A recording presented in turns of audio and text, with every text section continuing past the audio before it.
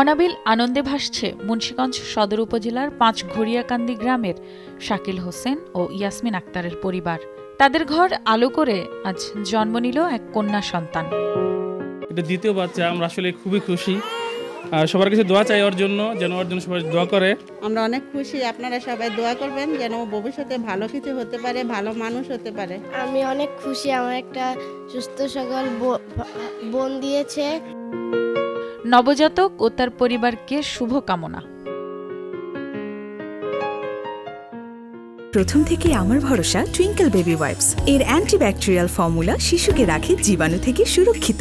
5.5 pH balance sheet ত্বক রাখে কোমল ও মসৃণ, আর অ্যালকোহল মুক্ত হওয়ায় ত্বকে র্যাশ হয় না। টুইঙ্কেল বেবি ওয়াইপস, শুরুটা হোক যত্নে।